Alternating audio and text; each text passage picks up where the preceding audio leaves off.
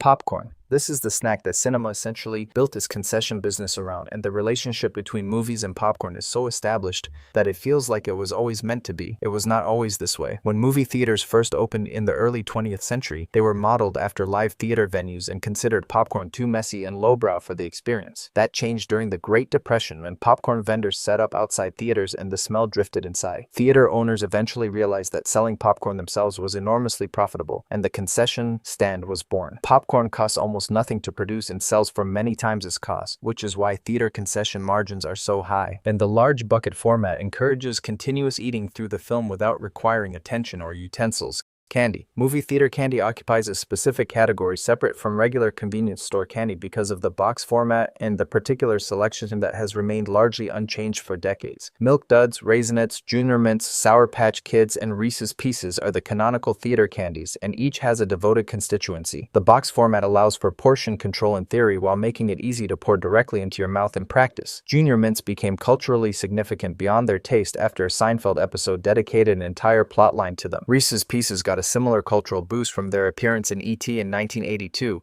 which was a product placement deal that dramatically increased the candy's sales and cemented its association with the movie-going experience.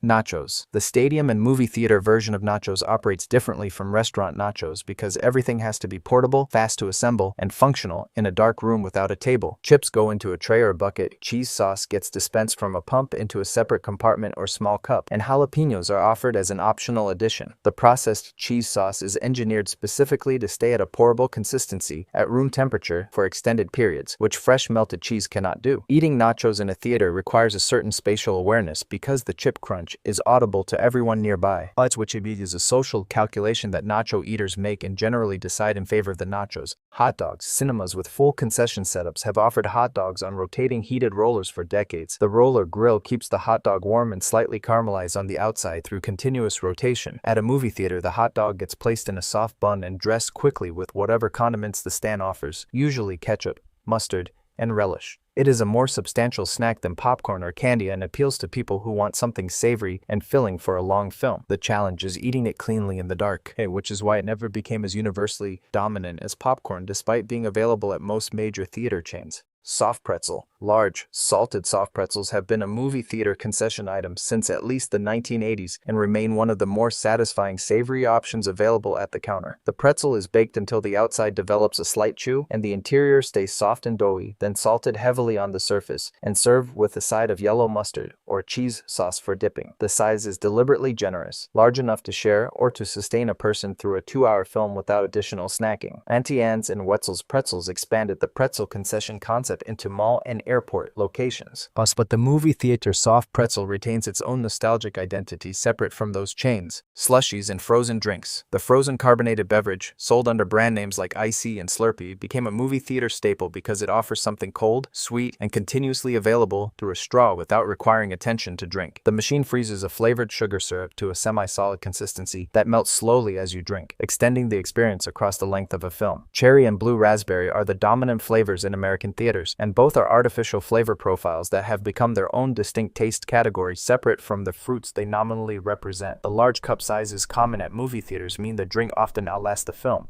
which is by design since the syrup and carbonation combination is engineered to be highly drinkable. Chicken tenders. Premium theater chains and dine-in cinema concepts introduce chicken tenders as part of broader menu expansions designed to turn moviegoing into a fuller dining experience. A well-made theater chicken tender uses a thick seasoned batter fried to a crunchy exterior with juicy white meat inside, served with dipping sauces ranging from honey mustard to ranch to buffalo. The format works in a cinema setting because tenders are finger food that requires no cutlery and can be eaten in segments between scenes without significant distraction. Dine-in theaters that serve full meals during the film have made chicken tenders one of their most consistently ordered items because they translate well from a kitchen to a seat-side tray without losing quality during the short transit. Pizza. Some theater chains introduce personal pizzas into their concession offerings as a way to provide a more complete meal option for customers planning to spend several hours in the building. The personal size eliminates the sharing logistics of a full pizza and fits into a small box that rests on a lap or armrest during the film. The challenge with theater pizza is maintaining temperature and texture between the kitchen and the seat, since pizza goes from ideal to acceptable to disappointing within a relatively short window. Chains that invested in better kitchen equipment and faster service logistics managed this more successfully than those treating it as an afterthought.